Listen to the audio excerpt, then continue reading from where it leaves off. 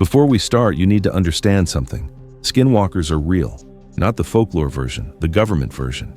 DARPA tried to create the perfect infiltrator, bioluminescent modification, vocal mimicry, thermal camouflage. They succeeded, and then they lost control. I'm Vicente Salazar, Border Patrol Tactical Unit. In 2019, I hunted a monster in the Arizona desert. What I found was a victim. What I let escape was the truth. The government says this never happened. The missing agents say otherwise. Subscribe if you want to know what they're hiding.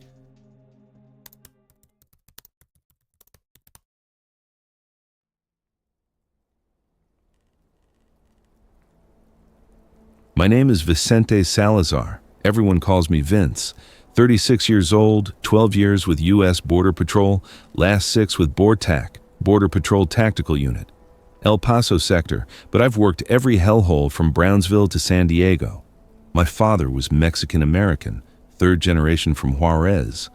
My mother was Tohono O'odham, born on the reservation near Sells, Arizona. That matters because of what I'm about to tell you. I grew up hearing stories, not fairy tales, warnings. My grandfather would sit on the porch of our house in Ajo, smoking hand-rolled cigarettes, and tell me about the Ye Naldlushi, skinwalkers, witches who wore the skins of animals and walked on 4 legs or 2. He'd make me promise never to speak their name after dark, never to whistle at night, never to look too long at a coyote's eyes. I'm breaking that promise now because you need to know.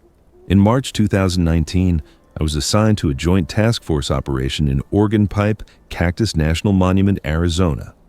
26 miles of border fence, 330,000 acres of pure Sonoran desert, saguaro cacti 50 feet tall, javelina, rattlesnakes, and temperatures that hit 115 in summer. It's also one of the most active drug and human smuggling corridors in the Southwest.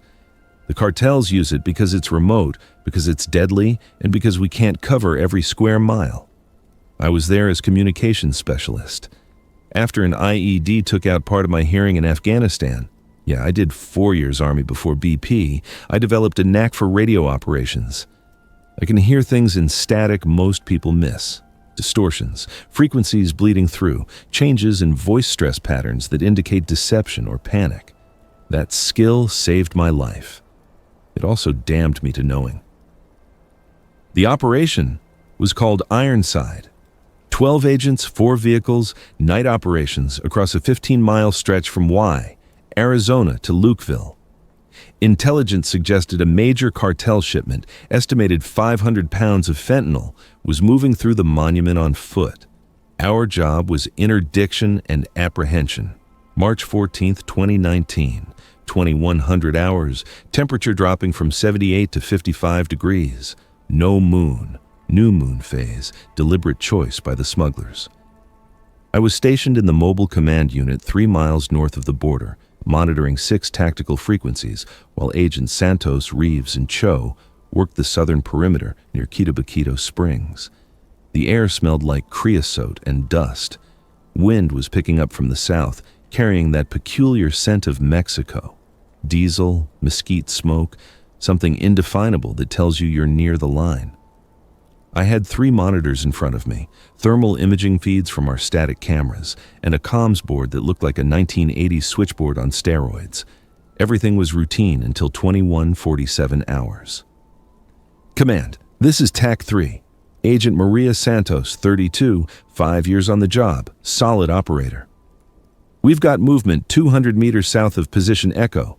Thermals picking up 4 signatures, heading north-northwest, slow pace, possible pack carriers. Copy TAC 3, I responded. TAC 1 and TAC 2 converge on Echo, standard intercept protocol. That's Agents Reeves and Cho. All 3 were experienced. All 3 had been in situations like this dozens of times. Approach, illuminate, command in Spanish to stop and show hands, secure and process, textbook. Except textbook doesn't account for what happened next. At 21:52 hours, Santos radioed again. Her voice had changed, tighter, higher register. Command, the signatures are wrong. Thermals showing them cold, then hot, then cold again. I've never seen IR shift like this. I checked the feed. She was right. The heat signatures on the thermal camera were fluctuating. Bright white indicating body heat, then cooling to ambient temperature gray, then flaring again, like something was regulating its surface temperature. TAC 3, check your equipment. Might be a glitch. Negative command. Equipment checks green. I'm going to close distance for visual confirmation. That's when I heard it. At 21:56 hours, Santos keyed her radio. But she didn't speak. Instead, I heard breathing. Slow, measured, and underneath it something wet, like someone chewing. TAC 3, confirm status, I said. The response came immediately. Command TAC 3, I'm in position. No visual on subjects yet. Heavy brush. But here's the thing. I was still hearing that breathing on the open channel. 2 transmissions at once, same radio ID, same frequency. Impossible. My right ear, the one that still works properly, picked up the discrepancy. The breathing transmission had a slightly lower frequency distortion, the kind you get from environmental interference or damaged equipment. But the voice transmission was clean. TAC 3, you're doubling. Check your PTT button. Push to talk might be stuck. Copy command. Checking. The breathing stopped. 5 seconds of silence. Then Santos again. Command, I see them. 4 subjects, all male, carrying large backpacks. I'm moving to... She cut off, not like she released the button, like something interrupted her mid-word. TAC 3, say again. Nothing. TAC 1, TAC 2, what's your position? Agent Reeves responded. Command, TAC 1. We're 100 meters from TAC 3's last position. No visual on her yet. Close distance. TAC 3 is non-responsive. I watched the thermal feed. Reeves and Cho appeared as bright signatures moving through the brush. The 4 smuggler signatures were gone. And Santos. Santos's signature was there, stationary, but the heat pattern was wrong. Too diffuse, like she was lying down. At 21:59 hours, Reeves keyed his radio. Command, we found her gear. Radio, vest, weapon. No sign of Santos. Ice water in my veins. Repeat, TAC 1. Her equipment is here, arranged in a pile. She's not. I was already reaching for the emergency alert when my radio crackled again. Command, this is TAC 3. Santos's voice, clear as crystal. I found them. They went into a wash headed east. I'm in pursuit. Reeves cut in immediately. Negative command, that is not TAC 3. We are at her position. She is not here. 2 transmissions, same voice, same radio identifier, one from an agent standing next to abandoned equipment, one from... something else. TAC 3, confirm your position, I said, keeping my voice level. Grid November 7423, moving east along the wash. Command, these subjects are... They're moving wrong. Request backup. I pulled up the grid coordinate. It was 2 miles from where Reeves and Cho were standing. All units, return to Rally Point Alpha immediately. This is not a drill. That's when I heard my own voice come through the radio. Command, this is TAC 3. Disregard previous. Subjects in custody, returning to base. My voice. Not Santos. Mine. Same cadence, same slight southwestern accent, same tendency to drop the G in ing words. I wasn't transmitting. My PTT button was up. But the waveform analyzer on my comms board showed an active transmission on my assigned frequency. I pulled up the voice stress analysis, a program that graphs vocal patterns for deception indicators. I ran my own voice from earlier transmissions as a baseline. The match was 94%. Whoever, whatever was transmitting was using a larynx structure nearly identical to mine. All units, I transmitted, disregard any transmissions claiming to be from Command or TAC 3. Rally Point Alpha, now.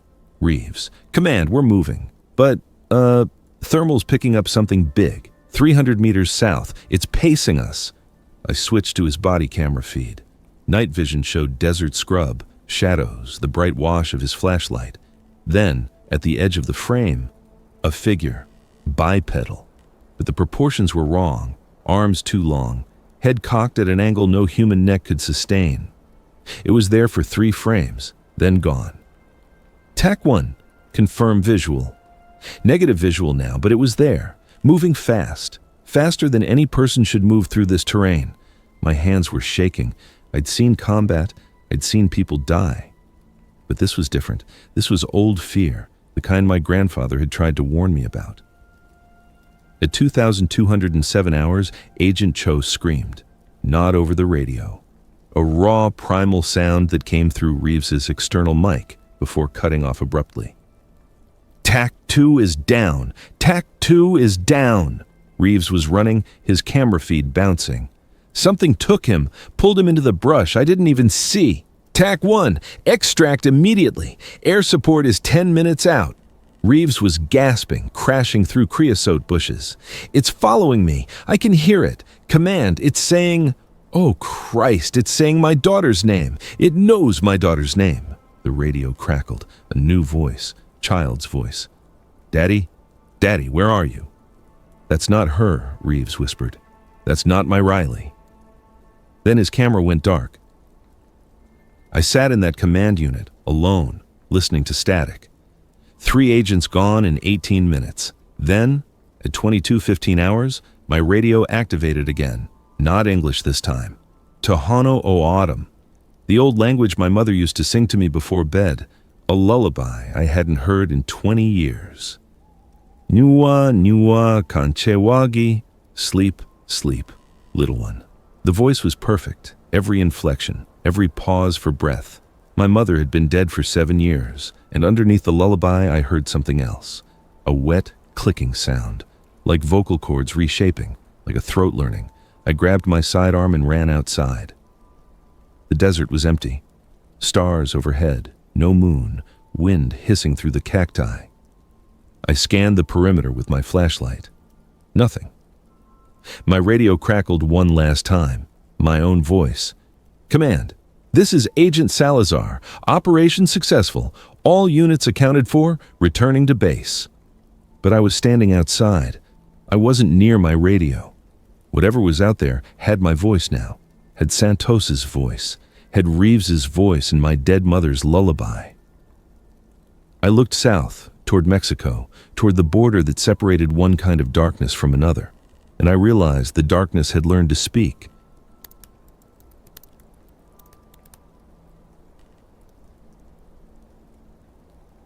The helicopter arrived at 22:47 hours, not Border Patrol. Not even CBP. 2 UH-60 Black Hawks with no markings, carrying men in civilian clothes with military posture and federal authority. They locked down the entire operation before the rotor stopped spinning. I was extracted from the command unit at gunpoint, politely, professionally, but the Glock 19 pointed at my chest made the message clear. They zip-tied my hands, walked me to the lead helicopter, and flew me to Davis-Monthan Air Force Base in Tucson. No explanations, no Miranda rights, just silence and the thump of rotor blades. By 01:30 hours, I was sitting in a windowless room that smelled like industrial cleaner and fear. The men who interrogated me never gave names. The older one, 50-something, gray at the temples, expensive suit, did most of the talking. The younger one, built like a linebacker, just watched me with eyes that had seen things and decided not to feel them anymore. Agent Salazar, the older one said, sliding a tablet across the table. Tell us exactly what you heard on those radio transmissions. I told them, every word, the voice duplications, the thermal anomalies, Santos's abandoned gear, the lullaby and O'odham. They listened without interruption. When I finished, Gray Temples tapped the tablet. You're aware that extreme stress can cause auditory hallucinations. Combat veterans are particularly susceptible. I recorded everything, I said. The comm system has automatic backup. Check the files. We did. There are no anomalies in the recordings. I stared at him. That's impossible. I analyzed the waveforms myself, the voice patterns. Show normal radio traffic. 3 agents radioed their positions. All 3 were flagged by our intelligence as potential cartel informants. When confronted, they fled across the border into Mexico. We have satellite imagery confirming this. He showed me the tablet. Thermal images from overhead, 3 heat signatures moving south, crossing the border fence, disappearing into Mexican territory. It was professional-grade fabrication, good enough to fool anyone who hadn't been there. "What about Cho?" I asked. I heard him scream. Agent Cho twisted his ankle and called for assistance. Agent Reeves helped him extract. Both are currently in medical evaluation and will face internal investigation for abandoning their post. "You're lying." The linebacker spoke for the first time. His voice was quiet, conversational. "Agent Salazar, you have 2 choices.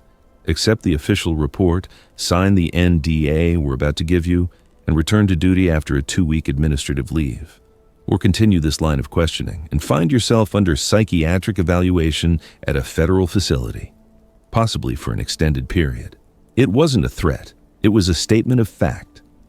They slid the papers across. Non-disclosure agreement, 16 pages of legal language that boiled down to, "You didn't see what you saw. If you talk, we bury you." Asterisk I signed. They put me on leave the next day, paid administrative time off.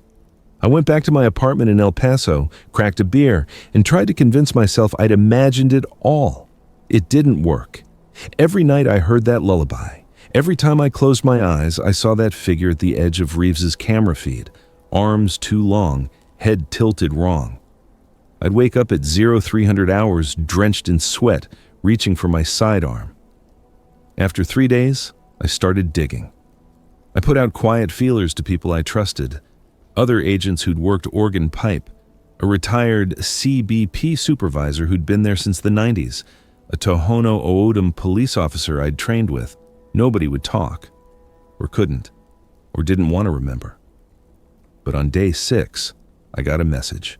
It came through an encrypted email service, the kind journalists use for whistleblowers. No name, no subject line. Just a file attachment and a single sentence. They weren't the first. Check Quito Springs, 2016. The attachment was a redacted incident report. Most of it was blacked out, but I could make out key details. Date, November 2016. Location, Quito Springs, Oregon Pipe Cactus. NM, incident, 4 Border Patrol agents reported unusual wildlife behavior. Resolution, agents reassigned, area temporarily restricted. Addendum, see Project Chameleonic, DARPA file 4477-B. I ran that project name through every database I could access. Nothing. Scrubbed clean. Then I got a second message. Parking garage, Mesa Street Plaza, El Paso, level 3, northwest corner. Tomorrow, 1400 hours, come alone, they're watching you. I should have reported it, should have called my supervisor, flagged it as a potential security threat. Instead, I showed up early, armed, and scanned for surveillance. The man waiting for me looked like a janitor. 70-something, Hispanic, wearing navy blue work pants and a name tag that said maintenance. He was leaning against a concrete pillar, smoking a cigarette that probably violated every city ordinance. "You Salazar?" he asked. "Depends who's asking." He laughed, a dry, bitter sound. "Name's Ernesto Vega. Worked as a custodial contractor for DARPA facilities in Arizona for 32 years. Retired in 2018. I cleaned their floors, emptied their trash, fixed their toilets, and I saw things they thought nobody saw." He pulled out a smartphone, surprisingly new for a man his age, and showed me a video file. Took this in March 2017. Medical wing, sub-level laboratory at the Yuma Proving Ground. They fired me 2 weeks later, but they never found my phone. The video was shaky, filmed through a partially open door. I saw a laboratory. Sterile white walls, examination table, monitoring equipment. And on the table, restrained with medical cuffs, was a woman. Mid-40s, Native American features, dark hair cut short. She was conscious, staring at the ceiling, mouth moving like she was praying or reciting something. A man in a white coat, doctor, researcher, was adjusting an IV drip. He spoke without looking at her. "Dr. Proudfoot, this is the final saturation dose. After this, the cellular modification should be irreversible. Do you wish to proceed?" The woman, Proudfoot, turned her head. Even through the grainy video, I could see her eyes, dark, intelligent, and absolutely certain. "Proceed," she said. The doctor injected something into the IV line. For 30 seconds, nothing happened. Then, Proudfoot started convulsing. Her skin rippled, not like muscle spasms, like something was moving underneath it. The monitors started screaming, alarms blaring. Her body arched off the table, tendons standing out like cables, and her skin began to glow. Faint at first, a bioluminescent shimmer like deep-sea creatures, blues and greens pulsing under the surface. Then it spread, intensified, covered her from head to toe in shifting patterns. The doctor was shouting orders. Nurses rushed in. Ernesto had backed away from the door but kept filming. The last thing I saw before the video cut off was Proudfoot's face. She was smiling. "What was that?" I whispered. Ernesto lit another cigarette. Project Chameleonic started in 2015. DARPA wanted a way to infiltrate cartel operations without detection. Traditional undercover work was failing. The cartels have informants everywhere, facial recognition, biometric databases. So DARPA asked, what if we could make someone truly undetectable? By making them glow in the dark? By making them adaptable? The bioluminescence was a side effect. The real modification was dermal and subdermal restructuring. Chromatophores like cuttlefish have, vocal cord flexibility beyond human range, thermal regulation, the ability to mimic appearance, voice, heat signature. My blood went cold. They made a Skinwalker. They made something that could become anyone or anything. Perfect infiltration tool. Walk into a cartel compound looking like one of their own. Sound like their leader. Pass thermal scans, voice recognition, even DNA swabs if the modification was deep enough. Who was Proudfoot? Dr. Amelia Proudfoot, Navajo Nation, MIT Genetics, Stanford Bioengineering, recruited by DARPA in 2014. Brilliant and committed. She volunteered to be the first human test subject. He showed me more files, heavily redacted documents, but I could piece together the story. Proudfoot had spent 3 years developing the genetic modification. She'd tested it on animals first, coyotes mostly, indigenous to the region. The animal trials showed promise, but neurological degradation after 6 months. Proudfoot insisted on human trials. DARPA approved, provided she was the subject. The modification was supposed to be controllable, reversible. It wasn't, "What happened to her?" I asked. Ernesto's face darkened. After the initial procedure, she could change. Appearance, voice, thermal signature, all of it worked. For 2 weeks, she was the perfect chameleon. Then, the pain started. Every transformation hurt. Bones shifting, skin restructuring, vocal cords tearing and healing. She started losing herself, forgetting who she was. The modification was rewriting her neural pathways. Where is she now? They lost her in December 2018. She escaped the facility, headed south. Last confirmed sighting was Oregon Pipe. She'd been trying to get back to her roots, I think. Navajo ceremonies, traditional healing. There's an old shrine near Quito Springs. She'd gone there before when she was still... He paused. Still mostly human. I thought about the lullaby, the perfect mimicry, the wet clicking sound under the transmissions. She's been there for over a year, I said. Hunting. Surviving, Ernesto corrected. The modification requires massive caloric intake. She has to feed constantly, and she's drawn to voices, to connection. The loneliness is destroying her as much as the pain. He handed me a flash drive. Everything I could save. Her research notes, video logs, DARPA's contingency protocols. They've sent kill teams after her 4 times. She's evaded or eliminated all of them. They can't risk her being captured by foreign actors or the media. Why are you showing me this? Because you heard her, and you're still asking questions. That means you're either brave or stupid. Either way, you deserve the truth. He crushed his cigarette under his boot. Dr. Proudfoot was a good person. She wanted to help. The government turned her into a weapon and then abandoned her when she became inconvenient. She deserves better than to die like a monster. I spent 2 days reviewing the flash drive. Video logs from Proudfoot herself, recorded in the weeks before she escaped. She spoke calmly, clinically, about the modifications, about the pain, about how she could feel herself fragmenting. In the last video, she was barely recognizable. Skin pale, eyes sunken, voice hoarse. "My name is Dr. Amelia Proudfoot," she said to the camera. "DNA, human, still human. I need to remember that. I need to..." She paused, struggling. "I can become anyone now, any voice, any face, but I don't know which one is mine anymore. I dream in other people's memories. I wake up and don't recognize my hands." She held up her hands. The skin rippled, shifted through different tones, dark, pale, copper, back again. "They want to use me. Send me into Mexico, into the cartels, wearing their faces, kill from the inside. I won't. I won't be a weapon. I'm going home, back to the desert, back to my people. Maybe the ceremonies can help. Maybe I can find myself again." The video ended. I made my decision that night. The official investigation was a cover-up. Proudfoot was still out there, suffering, hunted by her own government. Santos, Reeves, Cho, they'd gotten too close and she'd... What? Defended herself? Tried to communicate? I didn't know, but I was going to find out. I requested a return to duty 2 days early, pulled strings to get assigned back to Oregon Pipe. My supervisor was suspicious but approved it. They were short-staffed, and I was experienced. On April 3rd, 2019, I drove south on Highway 85 toward the monument. The sun was setting, painting the Ajo Mountains purple and gold. Somewhere in that wilderness was a woman who'd volunteered to become something else, and the government that had abandoned her.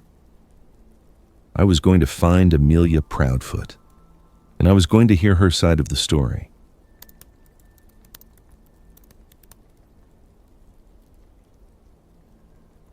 I went in alone, not protocol, not smart, but I couldn't risk backup. Anyone I brought would either be a federal plant or become another victim. I filed a route plan that claimed I was checking fence sensors along the eastern boundary. What I actually did was hike straight to Quito Springs with 3 days' worth of water, an AR-15, my sidearm, and Ernesto's flash drive. The shrine was exactly where Proudfoot's notes said it would be. Quarter-mile from the springs, hidden in a cluster of ironwood trees, someone had built a small structure from desert stone. Traditional Navajo style, 4 walls open to the sky, entrance facing east. Inside were offerings, turquoise beads, corn pollen in a leather pouch, eagle feathers arranged in a pattern I didn't recognize but my mother would have, and photographs, dozens of them, pinned to the stones with thorns. Proudfoot's human life preserved in glossy paper, her graduation from MIT, accepting an award at a DARPA ceremony, hiking in Canyon de Chelly with an older woman who had to be her mother, smiling at a picnic with colleagues who'd never know what she became. In the center of the shrine was a journal. I picked it up with shaking hands. The handwriting started neat, scientific, then degraded into desperate scrawl. The last entry was dated December 2018. 3 months since I left the facility. The pain is constant now. Every transformation tears something. I can feel my bones reshaping, my vocal cords splitting and reforming. I've tried to stop, tried to stay in one form. But the hunger comes, and I need to hunt, and hunting means changing, and changing means pain, and pain means I forget, and I forget, and I forget. I came here to remember. This is where my grandmother taught me the prayers, where I learned what it means to be Dene, human, real. But I hear the voices of everyone I've ever been, everyone I've ever mimicked. They talk over each other in my head. Sometimes I answer them. Sometimes I don't know which voice is mine. I see the Border Patrol agents. I know they're hunting smugglers, not me. But they come close and I panic, and I become them, and their voices are so loud and so lonely, and I just want someone to understand what I am, what I've become, what they made me. The entry ended mid-sentence. The next pages were blank except for one phrase, written over and over in different handwritings. SHIK'ÉÉ, SHIK'ÉÉ, SHIK'ÉÉ. My family, my people, my kin. I was still reading when I felt the air change. You know that feeling when you're being watched? Combat teaches you to trust it. I set the journal down slowly, didn't reach for my rifle, just turned. She was standing 20 feet away. At first glance, Dr. Amelia Proudfoot looked almost human. Native features, dark hair, dressed in torn BDU pants and a filthy tank top. Maybe 5'6", lean muscle over a frame that had been starving. Then she stepped into a shaft of sunlight and I saw the truth. Her skin moved, chromatophores rippling like oil on water, shifting from brown to pale to mottled gray-green. The effect was mesmerizing and nauseating, like watching someone exist in multiple states simultaneously. Under the skin, I could see the bioluminescence Ernesto had described. Faint pulses of blue-green light following what might have been veins or nerves or something that had no name in human anatomy. Her eyes were the worst. Human shape, but the pupils dilated and contracted independently, trying to adjust to light levels that didn't match. When she spoke, her voice was wrong, not inhuman. Too human. Like she was cycling through voices trying to find the right one. You came back, my voice, perfect mimicry. Border Patrol, Santos's voice, looking for me. An older woman's voice, Navajo accent, gentle, her mother's. Then finally, painfully, her own. Why? I raised my hand slowly, showing I wasn't reaching for weapons. Dr. Proudfoot, my name is Vicente Salazar. I'm not here to hurt you. I'm not here to take you back. She tilted her head, too far, vertebrae popping audibly. They always say that. Then they try to kill me. She smiled, and I saw her teeth had changed, sharper, more efficient. I know what they did to you, I said. I saw Ernesto's files, the video logs. I know about Chameleonic. Something flickered in her eyes, recognition, hope, fear. Ernesto. Her voice stabilized slightly. He was kind. Brought me coffee when I worked late. Never asked questions. She took a step closer. Her skin was shifting faster now, agitated. He saw what they did, saw them hurt me, saw them celebrate when it worked. They used you. I volunteered. The words came out harsh, bitter. I was so sure, so brilliant. I thought I could control it. Thought I could be the bridge between human and whatever this is. I was wrong. I was so fucking wrong. She held up her hands. As I watched, they shifted, became darker, matched my skin tone exactly, then paler, then covered in the mottled pattern of a coyote's fur, except it was still skin, not hair. The fingers elongated slightly, joints reversing. It never stops, she whispered. Every cell in my body is trying to be something else. I can become anyone. Match their voice down to the subglottic pressure, their thermal signature, their scent profile. I'm the perfect infiltrator, the perfect spy, the perfect weapon. She clenched her fists and the changes reversed, snapped back to something approximating human. She gasped in pain. But every time I change, it hurts. And every time it hurts, I lose a little more of who I was. I've been Santos, I've been Reeves, I've been my own mother, my colleagues, random smugglers who crossed my path. I've been a coyote, a javelina, things that don't have names. I don't remember which one is Amelia anymore. What happened to Santos and the others? I asked quietly. Proudfoot's face crumpled. I didn't mean to. They came so close to the shrine. I panicked. I became Santos, tried to lead them away by radio, but I was hungry. The transformation burned so many calories, and I couldn't think straight. I took her gear, her voice.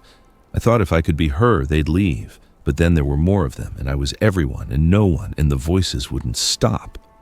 She covered her face. When she lowered her hands, her features had shifted. She was Santos now, perfect replication. I let them go, she said in Santos's voice. After I scared them enough, they ran south, crossed into Mexico. I made sure they'd be too terrified to come back. To tell the truth, I'm good at fear now. I know exactly what sounds make humans run. The features shifted back, mostly. There were still echoes of Santos in her bone structure. The government calls them missing, I said, presumed dead or defected. Good. Let them think that. Better than knowing what I am. I pulled out the flash drive. I have your research, your video logs, everything Ernesto saved. I can release it. Tell people what DARPA did. Make them answer for this. Proudfoot laughed, a broken, multi-tonal sound that came from 3 different vocal ranges at once.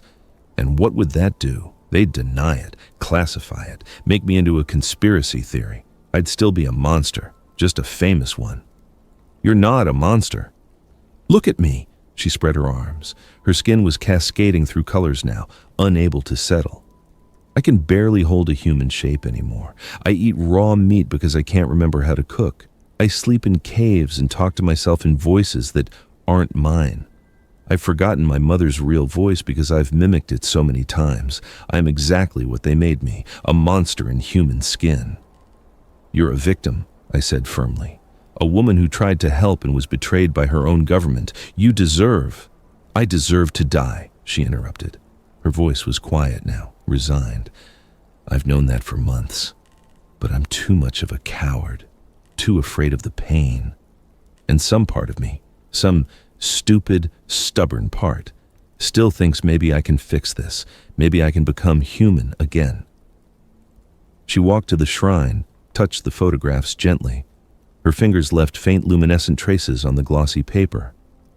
I come here every day, she said. Look at these pictures. Try to remember being her. Dr. Amelia Proudfoot, Danae, daughter, scientist, human. That's when I heard the helicopters. 2 of them coming from the north. Blackhawks, same as before. They'd been tracking me.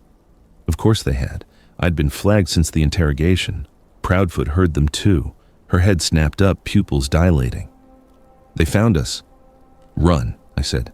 South, across the border. They can't follow you into Mexico without... They can do whatever they want, she said flatly. Rules don't apply to secrets this big. She looked at me, and for a moment her features stabilized completely. She was fully human, fully Amelia Proudfoot. Thank you for coming, for trying to understand. But this ends here. No, she moved faster than anything human could. One moment she was by the shrine, the next she was in front of me, hand on my chest. Her skin was shifting rapidly, and I realized she was mimicking me, becoming me. Vince Salazar, she said in my voice, tell them you found me. Tell them I attacked you. Tell them you had no choice.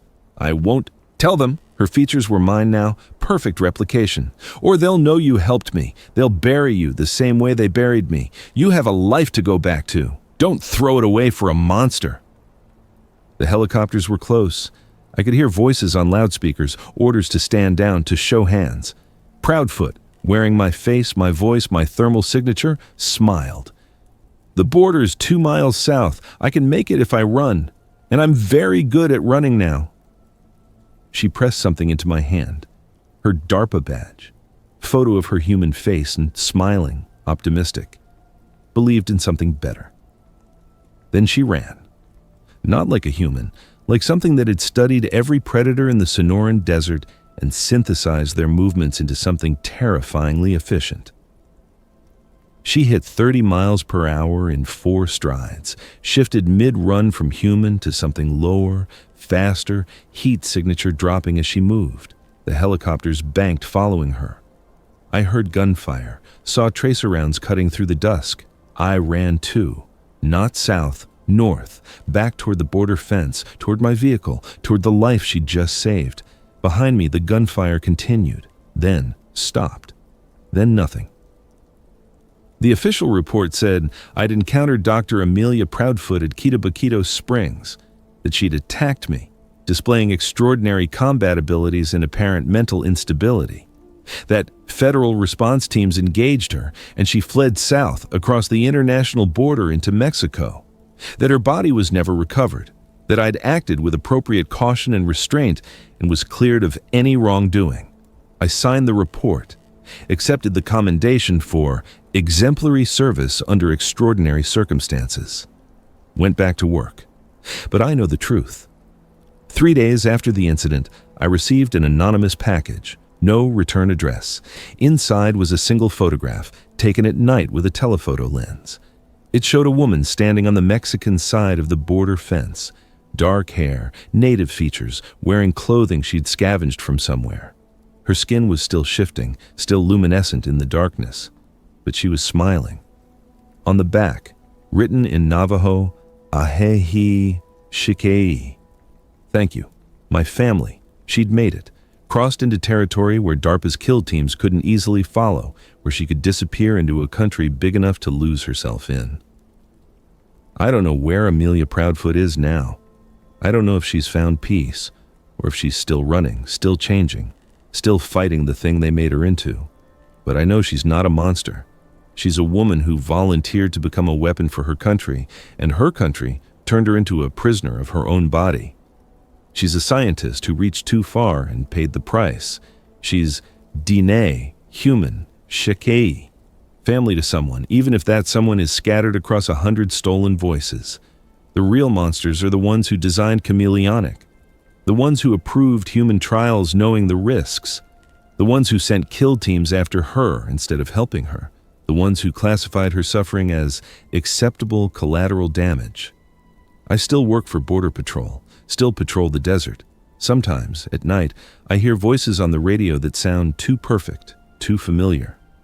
I never investigate. I let them pass. Because somewhere south of the border, Dr. Amelia Proudfoot is free, still in pain, still fragmenting, still losing herself one transformation at a time. But free. And sometimes, freedom is all you can offer a monster who used to be human, or a human who became a monster to serve the people who abandoned her. If you've ever been to Oregon Pipe Cactus National Monument at night, if you've heard voices in the dark that sound like people you know, if you've seen something moving through the creosote that doesn't walk quite right, maybe you've been close too. Amelia Proudfoot isn't the monster. The real monsters are the bureaucrats in Washington who signed off on Chameleonic, the ones who turned a brilliant scientist into a weapon and then tried to erase her when she became inconvenient. Proudfoot is just a woman trying to survive in a body that won't let her be human anymore.